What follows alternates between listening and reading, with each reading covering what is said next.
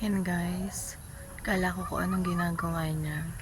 Ayan, siya, naghawan siya ng daan. Take note, lahat hinawan niya ha. In fairness, mano-mano lang ginawa niya. Wala po siyang ginamit na makina or yung ginagasolinahan. Mano-mano lang yun mga madam. So ayan, pag naghawan siya mga madam, lahat talaga haawan. Hindi siyang iniiwan kasi syempre daanan nga daw.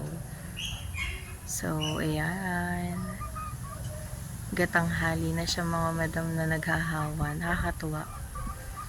Ayan. Ayan mga madam. So kita nyo lahat hinawan niya.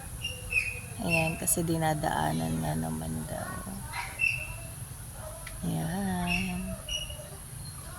Tudahawan si Papa. So kala ko kung anong ginagawa niya. Yung pala yan. Kasi yung mga apo niya, puro damo na daw yung nahahawan. So ayan mga madam, mano-mano siyang naghahawan. Kala ko kung anong ginagawa niya. Yung pala naghahawan nga. So ayan guys, hindi ko lang siya na-picture ng before and after, pero yung pong kalsada na dinadaanan namin yan, puro po yan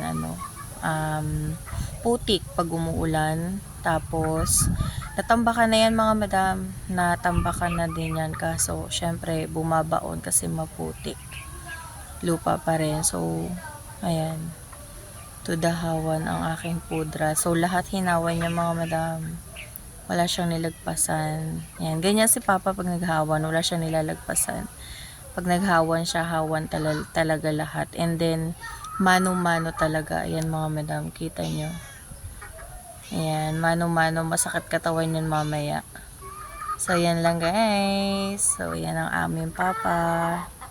Hinawan niya yung kalsada na dinadaanan namin kasi dinadaanan daw ng mga apo niya is damo. Ayan, maputik na madamo pa. Char. So, ayan, patapos na siya. Thank you, Papa. Ayan. Mamaya magkakape na naman yan.